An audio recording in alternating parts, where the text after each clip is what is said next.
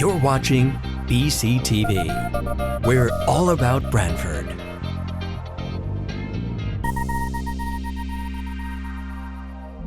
You're watching BCTV, Brantford Government Television, a service of Brantford Community Television. This program is brought to you in part through the support of the town of Brantford.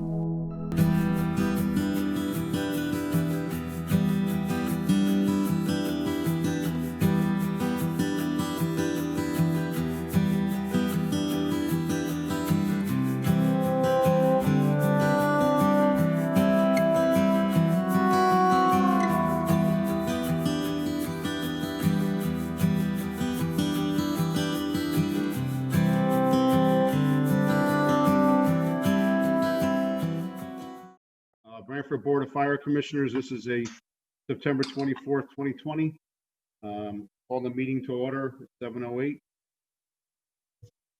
Approval of the minutes of the June 25th, 2020 was a special meeting, and the July 7th, 2020 special meeting. So moved. Second. Okay, motion made and seconded. Discussion? All in favor? Aye. Aye, okay. Finance, Commissioner Riccio. I don't have any transfers, but Chief did email me. So in September 9th, we did do our year-end transfers, and Chief, it looks like we're all set. We didn't need to take any money from the general fund, correct? That's correct, Commissioner. We had a surplus to end last fiscal year of approximately $55,000 after all the transfers were complete. Wow, that's fantastic. Very good. That is really, really good. Yeah, that's all I had. So if you want to move on. Okay. Personnel, as we all know, that Assistant Chief Fire Marshal John Heffernan has retired, and he did submit a letter into us. So it's been to Human Resources, and his last official day is sometime in October, so he's using up his time. But if I can have a motion to accept his letter, so it's in the file that we have done. So moved. Second. Okay, discussion, all in favor? Aye. Aye.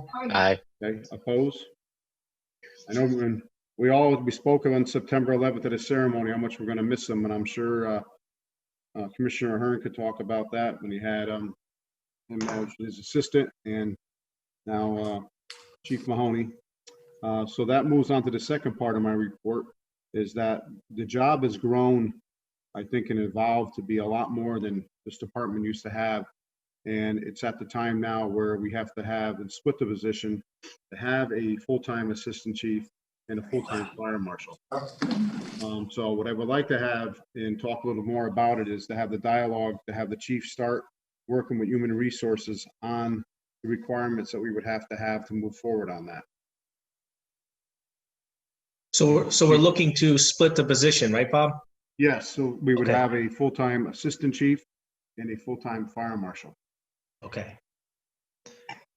It seemed for a while, with the volume of work in the fire marshal's office, that it needs to be a full-time position.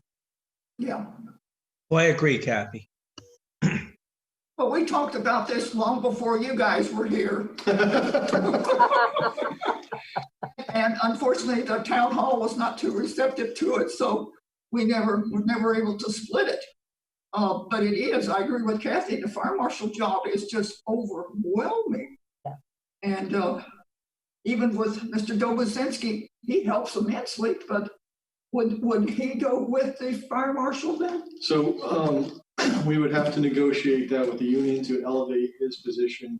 And then in the interim, because I don't foresee the town at this point, creating another full-time position, especially in the middle of the year. Yeah.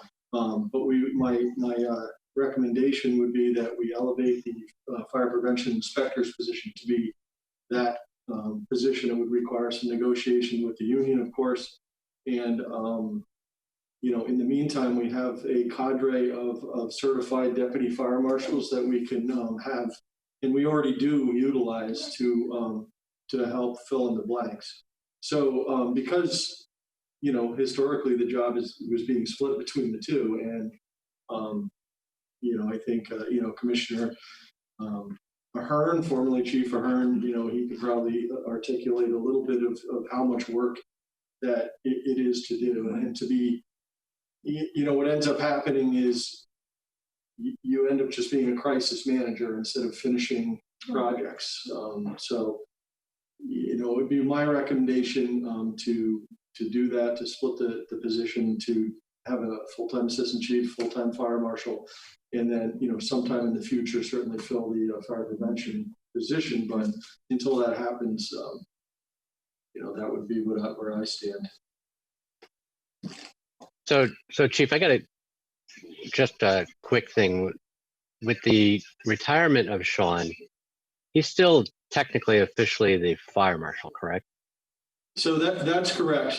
For instance, currently, one of the deputy fire marshals is doing most of the plan review, working with Fire Prevention Inspector Dobozinski to handle the stuff that's coming in, and along with myself.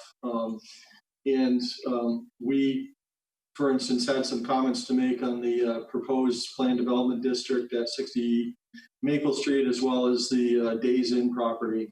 We sent those letters back, but I had Sean sign them because he is still the fire marshal. So until October 30th. So either we have to ask that Jamie, or the commission recommends to Jamie that he appoint a acting fire marshal in the interim, just to take care of that, or we just kind of wait it out. But that's up to you. Okay. So I guess that my next concern is, and I agree, like we have to negotiate with the union for that position. I had no issue with that. Probably going to take a bit of time, but it is what it is. But one of my concerns is that you, Chief, need a assistant chief, whether it be acting, ASAP. Because as everybody knows, if Chief Mahoney goes on vacation or becomes ill or anything happens, there is nobody right now out of the union to step into that position. So, Chief, I don't know if you have any recommendations for that, or if anybody's interested in that, or how that process will go. But I think that's also as important as splitting the job is. Sure. So,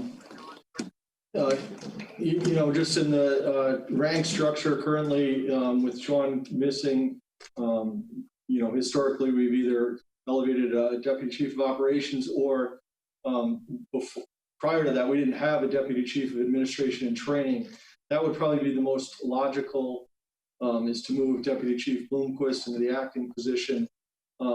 Think about an interim training person, if you agree that is possible.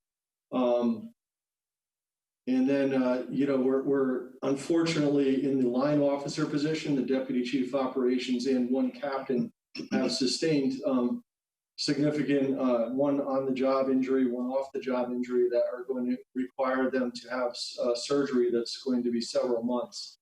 So that takes two of those guys right out of the picture and creates, two positions that have to be filled every day.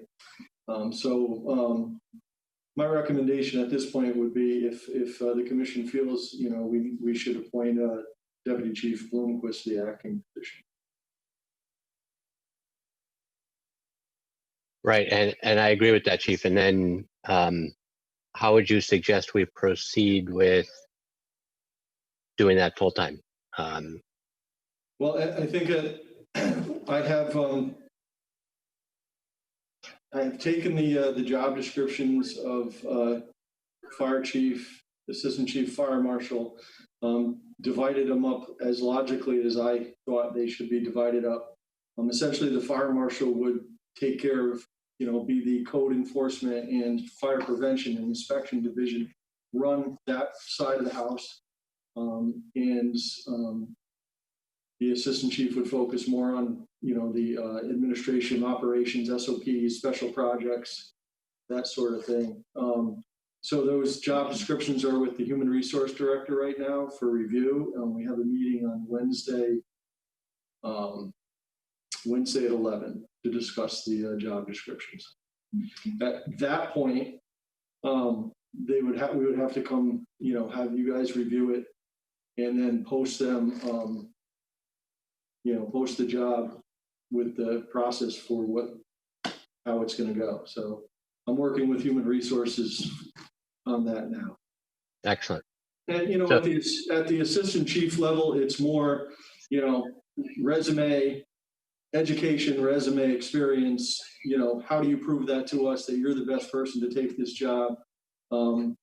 So that would kind of be the process. And then, the fire marshal, again, at that level, it's the same thing. It's not like a written test, and it's more of an interview process with, resumes and credentials. So theoretically, Chief, anybody in the department would be eligible for it? Theoretically, I mean, obviously you got to come up with your.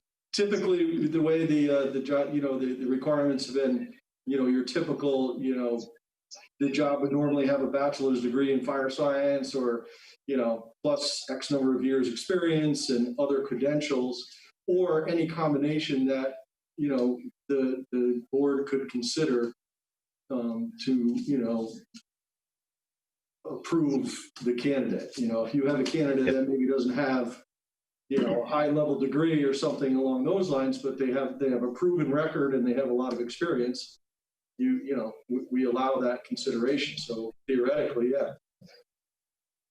Okay.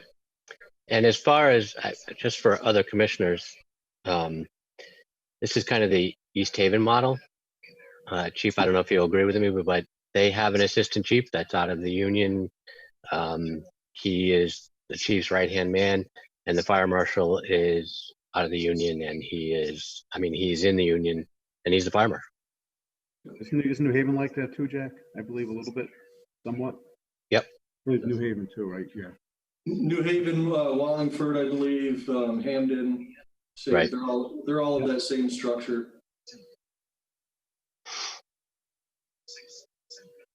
So I'm sorry, Commissioner, are you confident, Chief, that if we made a motion to make Deputy Chief Bloomquist a acting assistant chief, he would in fact take it?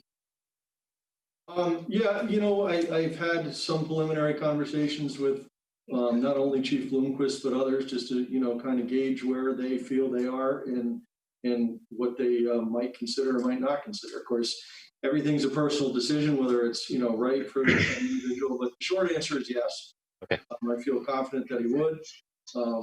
And, the nice thing about all of our chief officers is, and pretty much everybody, is they're very mission orientated. It's not about, they're here for whatever we need them to do to make the mission right. Okay. Just be a temporary position until we feel. Yeah, and he, any one of them can certainly, he would be among them. Historically, that has never been, elevating someone to an acting position doesn't, give them any more. Okay. Right, I agree. Couldn't carry any more weight. Excuse me, Jack. So what happens with, or Chief, what happens with Bloomquist's old job if we promote him? Who's going to be doing his? We would, well, if he's for the acting position, Commissioner, or permanent? No, for the acting position that we're proposing right now.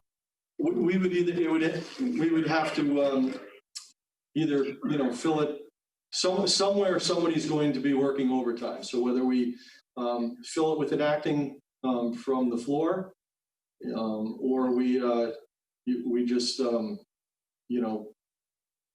leave it vacant until we can, I have no problem leaving it vacant as long as it doesn't harm the department at all.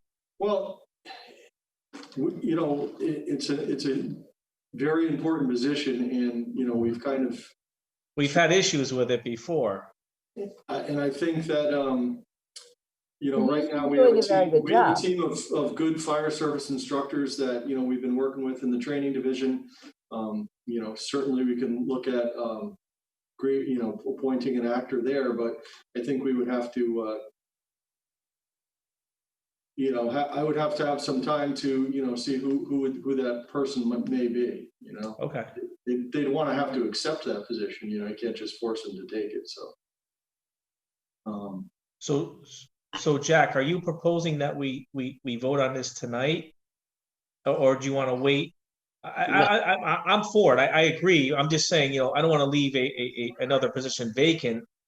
No, I understand it. No, you've got a good point, Paul. I just think that the assistant chief's position is more important. And the chief, even at the next meeting, can bring somebody forward if he needed to fill that position. And or like you said, just do it on overtime for the time being. That's fine if that works. Yeah. It's that the issue is it's going to be, negotiations with the union for the fire marshal position is going to be tedious and drawn out. And rightfully so. They have their rights and the town has their rights. So it needs to be hashed out. But personally, I just think that the chief needs somebody he can count on temporarily, so that he can go away and feel that the department is in good hands. He doesn't have to worry about things. I just think that's the most important thing right now. Okay. Agreed. So just to be clear, then what we would be talking about is finding a way to fill the training position on overtime. Yeah, I think even Jack, correct me if I'm wrong, but even moving, asking Gary if he would be, interested, and say he is, we appoint him as the acting. There'll have to be some type of, because he's currently a union employee. Right. So now he's going to assume the duties of an assistant chief. So there'll have to be some negotiation, and we've done that in the past. Right. Yes. Yeah. I mean, technically he can stay in the union, and he would just theoretically he would get a bump in pay for the period of time that he's the acting chief. Yeah, so he would get the assistant chief's hourly rate while he's correct. While he's serving. All right, now the training position, you're going to have to pay them extra too, because they're going to be. Yeah, they would have to. It's just like any acting position. If we take a firefighter who's qualified to be an acting captain and they work in that position, they're being paid the captain's rate while they're in. Right. So. Well, do you feel comfortable with us approving it tonight, or you want to do some more homework and then bring it back to? No, I think if the commission's good with it, you could certainly word the approval so that it allows us the ability to ensure that that people are interested and we put them in the right position. So however that has to be. Well, we did that when you retired. We kind of moved Sean up, just to take the position. Correct. So we've done this in the past. It's not like this is new to us. Yeah, and I was acting for 6 months also. So yes, that's right, Jack. We asked you to be acting, correct? Yeah. Yes, we did. Yes. Yep. So yeah, so I mean, Jack, if you want to make the motion, I have no problem with it. I will. I'll make a motion that we, pending his acceptance, we move Deputy Chief Bloomquist to the acting assistant chief until such time that position can be filled. Okay. So moved. Okay, we have a second discussion. All in favor? Aye. Aye. Opposed? Okay, so voted. I would also like to put on the record too that we get a motion to proceed further with splitting the position of the assistant chief and the fire marshal. Separate position. Are you putting? That. Yeah. Okay, Kath. I'll second it. Okay, we have a motion made and seconded. Discussion. Yeah, that gives the chief the permission, so to speak, to start negotiating with the union. Is that right, Kath? Yeah. Okay. Yeah. Yep. Then I'm in favor. Yep. Okay, anyone else? Okay, all in favor? Aye. Aye. Opposed? Okay, so voted. Okay. So now, do we need to do anything about training in terms of how we're going to cover that? Just Chief Bloomquist has done a terrific job. Exactly. Position. And so, and we've had trouble with the position before.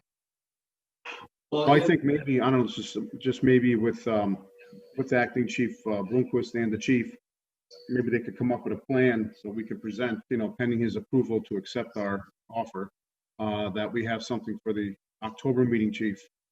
Does that give you time to come up with a temporary plan there? Yeah, and I know that, we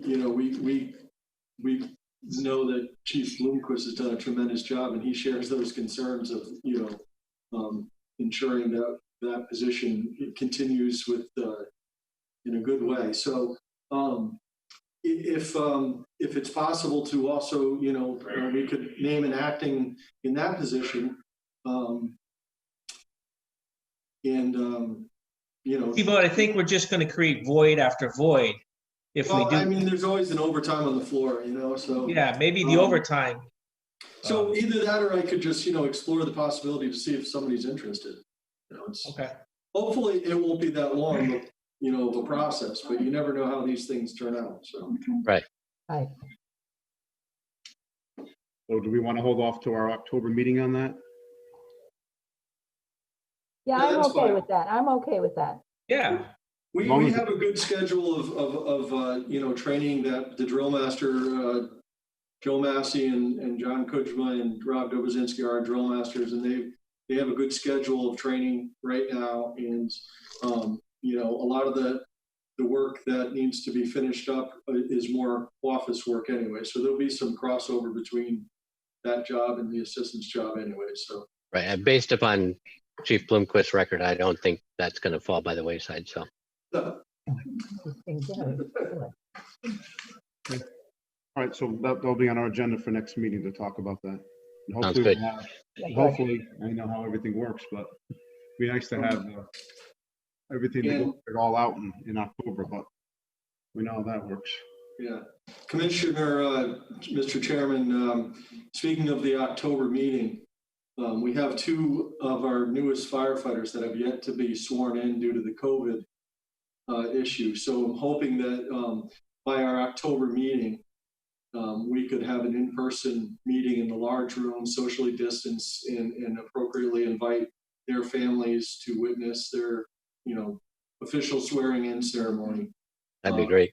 Get back to some sense of normalcy and, Okay, yeah, I see. Okay, great. Okay, next on the agenda, anything else anybody has on these two, on the fire marshal, assistant chief? If not, we'll move on to training. Commissioner Clem? Training, obviously, everybody's been very, very busy. One of our new firefighters that we hired last year, God love it, he finally finished up at the fire academy because they held off because of the virus. And so he graduated in July, which was unfortunate, but okay, everybody was safe. We're still ongoing with hazardous materials, SCBA, bloodborne, hazardous communication. Okay. In addition, the state has mandated harassment training. Everybody from supervisors have to do a much more intense harassment training. Harassment encompasses all harassment, sexual or otherwise, and we're mandated to get that done townwide. So it's just another, thing that we have to make sure that everybody gets through. And we're just about done. There's a few stragglers out in the volunteer world, but we're getting there. I remember, I don't know how many years it's been, but a long time, that we met over at police headquarters to do a harassment talk. Oh God, that was a long time ago. Marine 2 and 5 training is still ongoing. Let's see, I guess we have 2 firefighters, Massey and O'Connor, who are divers. And I guess they went to Lake Quanapog, with Guilford in September to train. And let's see here. We've had 5 new people complete the rope technician refresher class. Again, they did that with Guilford. And starting, let's see, this was last Monday, I think it started with the live burns. They go into New Haven every week. Certain firefighters go into New Haven every week, which is great. And then Branford will be hosting the Connecticut Pump Operator Certification course. Well, you already did this week. It's coming up. October. In October. October. Yes, in October, I'm sorry. Right. And we have 5 members participate. So that's it for now. So each year, the Connecticut Fire Academy sends out to every department and asks them to be hosts of certain classes, and depending on our needs, we try to host the classes that we'll get the most benefit from. And the Fire Academy gives each host department up to 4 seats in each class for free because you're the host. So that class is not costing the department anything.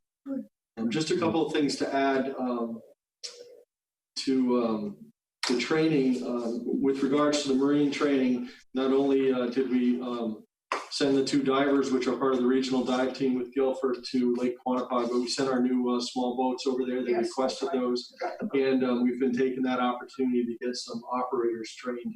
We focused a lot of the training this summer on new operators because we don't have a lot of experience on the water with our younger department. So we have to get them out there, and so we've been taking a new operator, pairing them with a experienced operator, and they've been going out, for like 4 hours on the water to get some time. Now, where are the boats? Because we don't have them here. But the boats that I'm referring to are the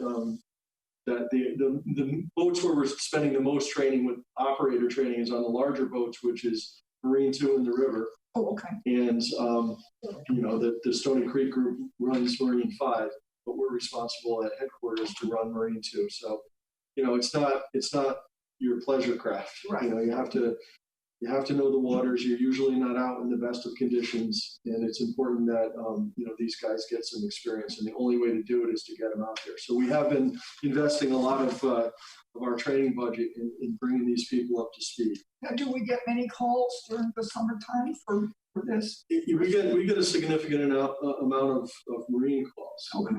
And again, with it's a twofold problem because we have millions of dollars of floating real estate in the 10 marinas we have in town, along with the islands and the coasts, just a lot of coastal activity. So we do get a fair amount of calls, and it's a responsibility that we have. So with the declining volunteer response, and these guys have to work every day. So the weak part is usually during working hours and that type of thing. And there's just that institutional knowledge that you gain from a lifetime on the water. In Stony Creek, generations grew up that way, so it was passed on. But that's getting less and less. Yeah. So we have to make up for it, and that's what we're doing now. So. Okay. A lot of money there. Yes. And then just, I forgot to mention, and I apologize, Mr. Chairman, under personnel, we did complete the hiring of the new part-time employees that started earlier this year. Yep. We have extended offers and accepted offers of 20 new part-time people. The majority of them are EMTs, but a good handful of them are in paramedic school and will benefit us as paramedics in the future. So, it's a large group. They've gone for their physicals, drug tests, and are now, we're scheduling in the beginning of October our orientation. Most of these people are experienced. In other words, they work on commercial ambulances, so they are not, completely new. We've hired as many of our own volunteers who applied and were qualified.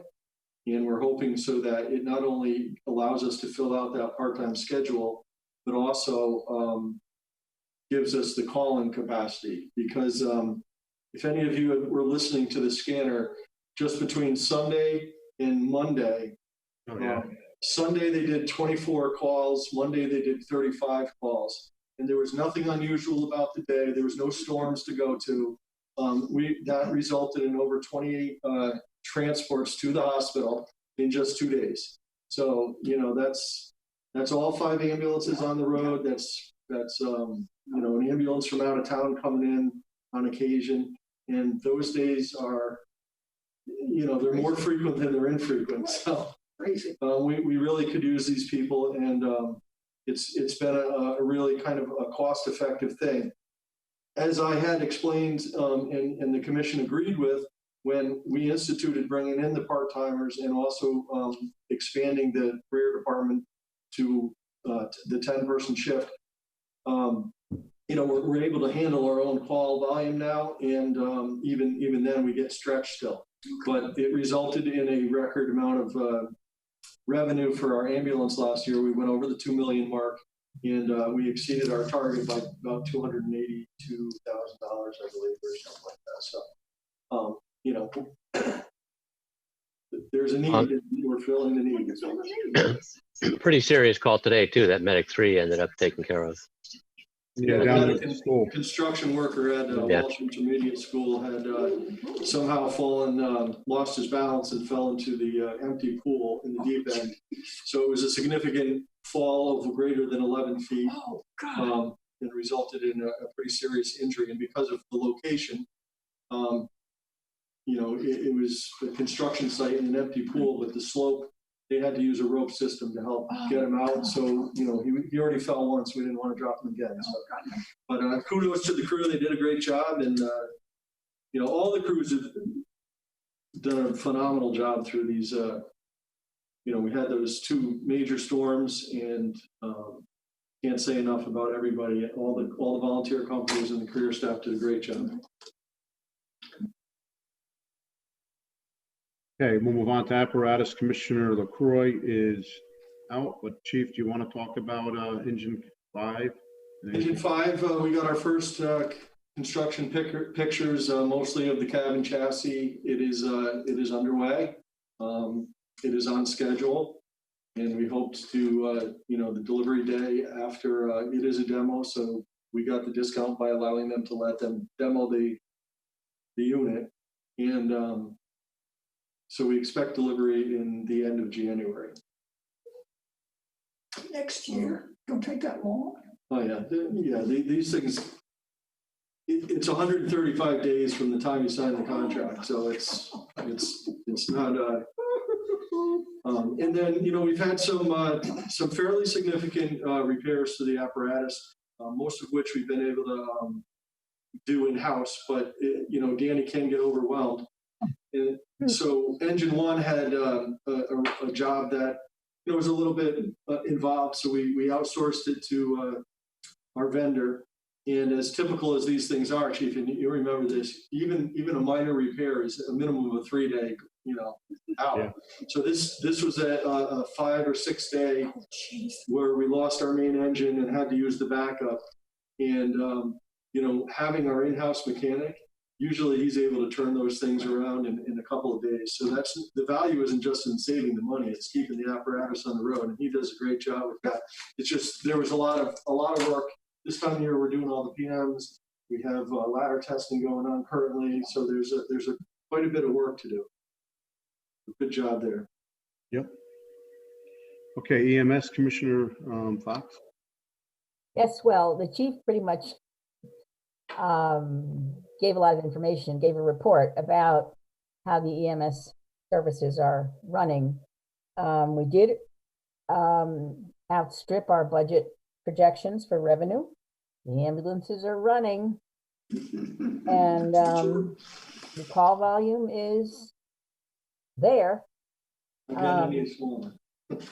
What? I didn't hear you. It's not getting any lighter. No. It's growing. It's growing. Sure. And also, I think we should all give a big shout out to everyone for their performance during this pandemic, because we've had no infection, one infection in a volunteer, correct? And that's it. And Chief Heffernan had done a great job with updating the procedures, and everybody was clearly following them. And they were very complex as he sent out those grids to look through. There were so many steps for these people to take. to ensure their safety and the safety of the patients, and they've done a great job. Absolutely. And not only that, if I could chime in, during the windstorm / tornado incidents, my neighbor actually wanted me to pass along to the commission that in my neighborhood, we had a 90-year-old person who was actually trapped in his house. He had no phone.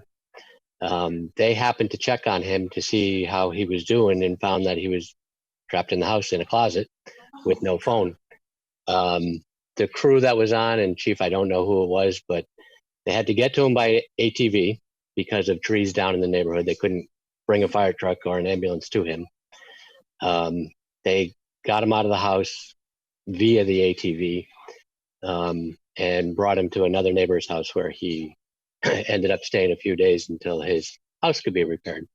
But that's just one minor thing that these guys did during this storm, where they couldn't get to residents, literally couldn't get to them because of giant trees that were down in the road. And they all did a fantastic job. Yes, they did. Yep. Absolutely. We'll get to them all. Yes. It was crazy. You know, and more, it's a townwide and team effort that, you know, now that we're running emergency management out of here, I can honestly say that, you know, all of the town departments did a phenomenal job, and they are truly, you know, we get hammered, and sometimes I think our community is certainly supportive and understanding, but other times I think they, you know, the government in the response that they expect would triple the size of the departments. You know, it's just it's not always normally feasible to be able to react to a lot of these as quickly as, but everybody's doing a great job, so we're doing our best. Thank you to them all. Appreciate that. Buildings would be Commissioner Ahern, but I think I forgot to tell you, Jack, that I wanted you to take care of that, but Yeah, no problem. I kind of figured that. Nothing really to report other than, and Chief, you can help me along here with firefighter Demachek's pollen garden. Pollinator Pathway. Thank you. Yep. So Alexandra and Matt Halley helped her today. He brought his tiller over, and they broke ground for the Pollinator Pathway, which is really to take essentially a sterile patch of grass that doesn't support a lot of life, and create instead of just wasted sterile space, that we create an environment that's friendly to all the things that pollinate, and including, you know, the things that they eat and the places they lay their eggs. And a lot of people don't realize how important that is to the environment.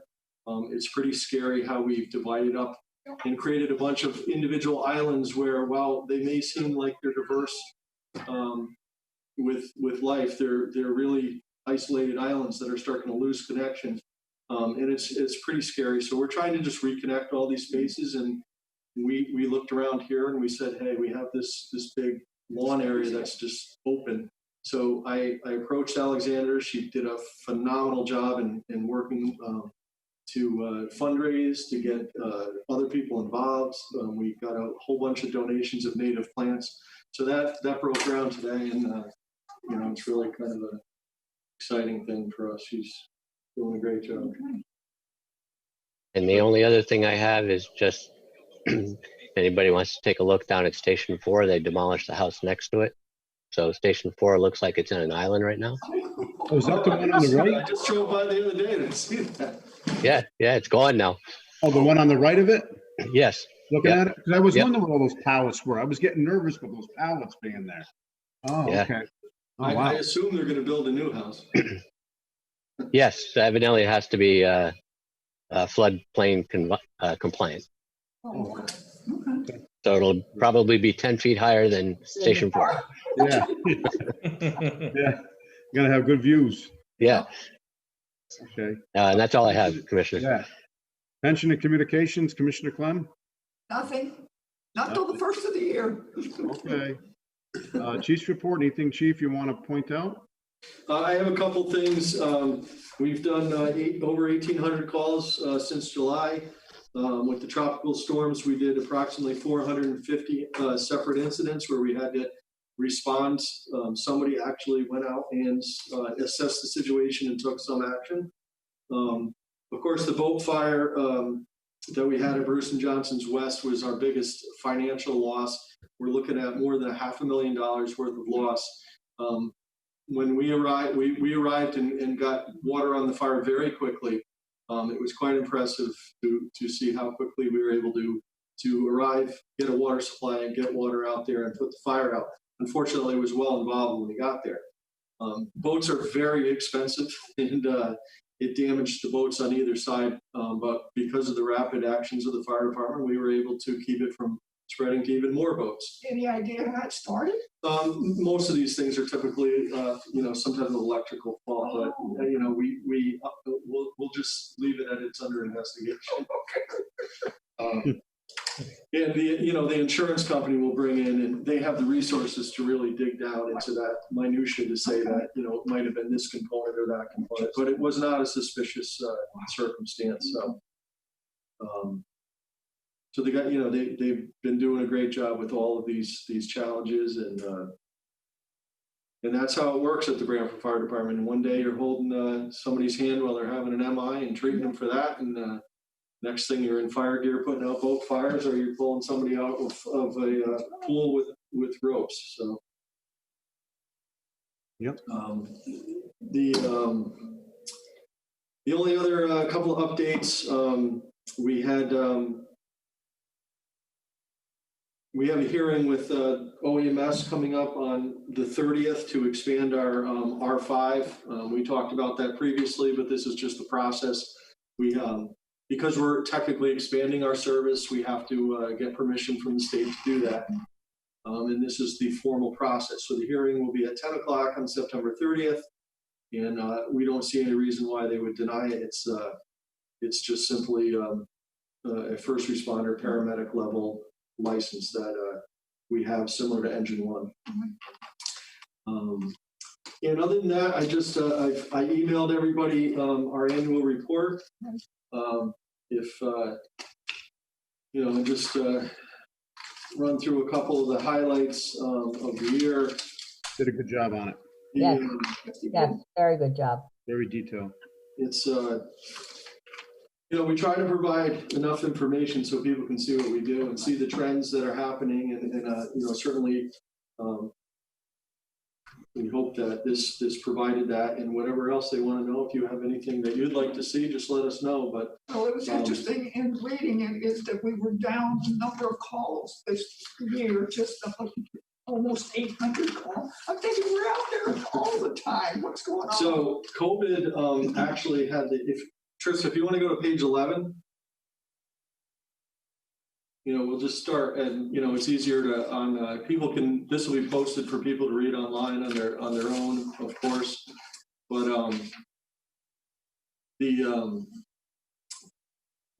our total incidents are showing.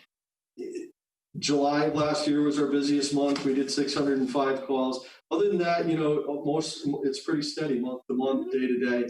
Monday has proven, the rank and file has gotten to calling it Medical Monday because we seem to get hammered with a lot of emergency medicals, as we did this past Monday. We did the 35 calls.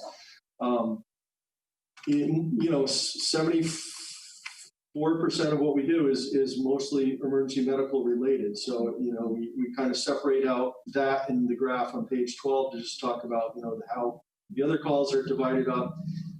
The colored graph is kind of a look at, it's a heat map that gives you a visual of the locations of the majority of our calls. And as it really doesn't change from year to year, certainly the downtown center area is our hottest spot, and then into Brantford Hills, and then along the shore from Pine Orchard to Boston Park and up the spine in between, and then along the Route 1 corridor is our hot spots. We you know, we do provide mutual aid, and our neighbors provide mutual aid back. Although it's not as frequent as it used to be until we, you know, us needing mutual aid, but we give and take. So I just throw that in. And of course, this year's picture, Commissioner Fox, on page 14 for under the emergency medical services section is one of our members preparing to respond to a call in full COVID protective equipment. You know, we break all that up, and if Trista, you want to go up to page 18, you know, you can see how the revenue has increased from 2015. This graph here, this bar graph shows us from 2015 to 2020 that the you know, revenue continues to climb each year, which just means that call volume has increased each year. And certainly because we're doing the calls, we're billing for them. So so that's that. Highlights for the year: Tim Carey retired, Dave Morton retired. We opened Station 9, which was a big thing. We had several members retired and past members pass away. Of note was Lieutenant Don Thayer, one of the original paid firefighters. Myself and Chief Murray were appointed emergency management director and assistant emergency management director. And we completed the year, and this is to your point, Commissioner, we did 5,883 calls for service, which was approximately 300 to 400 calls less than the previous year. But we had a record amount of revenue. We went over to the $2 million mark. So, you know, that's a lot of transports. And we have an average response time to the majority of town within 6 minutes. That's our average because we respond mostly from headquarters. To get to areas like Stony Creek, it still takes us a 10-minute response time. So, you know, the target response time is 4 minutes. To make that happen, you have to have more strategically located stations. But that's still pretty good, 6 minutes townwide. And of course, Monday was our busiest day, and July our busiest month, and 1 p.m. our busiest hour. So that's really the highlight of our. Have you ever figured out why Monday? I mean, you would think that on the weekends it would be up because people are home, but Mondays. Let's talk about it over the weekend, Buzz, to go on there. The day after holidays and the day after. So I don't know if the commission typically has to accept we'll the annual report, but if you. I'll make a motion. I'll second it. Yep. Okay, motion to the discussion. Yep. Great job. Discussion. All in favor? Aye. Aye. Opposed? So voted. Good job, Chief. Anything else? Team effort, commission. We couldn't do without you. Assistant Chief report. I actually have something here for you. Just want to let you know that Deputy Chief Palunquist has accepted the position of acting Assistant Chief. He wants the commission to know that he's very honored, and he will do his best to the Brantford Fire Department, the citizens of Brantford, and he wanted to pass that along about the entrust that we put into him. So we thank him. So you were texting him. Yes, I did. Yeah, Good news. It was micromanaging, so we had an answer here because I know we were all. Nothing's a secret. I think he may have fallen over. He got it now. He probably thinks I was teasing him or something, but you know. No, that's funny. That's good, and you know, we all know he's a top-notch guy who's here for the mission, and the mission is to serve the people of Brantford. So, yep, that's awesome. He has a good demeanor. Yep. Okay. Old business. Do we have anything? No. I don't believe so. New business. No. So we're going to try to keep October 22nd open because if we can do the ceremony, Chief. Right. Okay. And if no one else has anything, I'll look for an Make a adjournment. okay. Motion to adjourn? Second? Second. All in favor? Aye. Aye. So voted.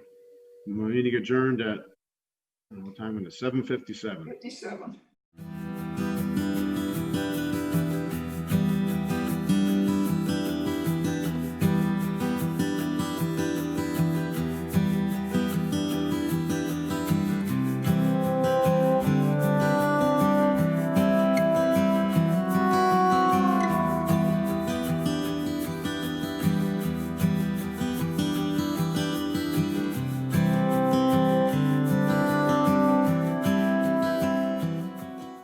This program was brought to you in part through the support of the Town of Brantford.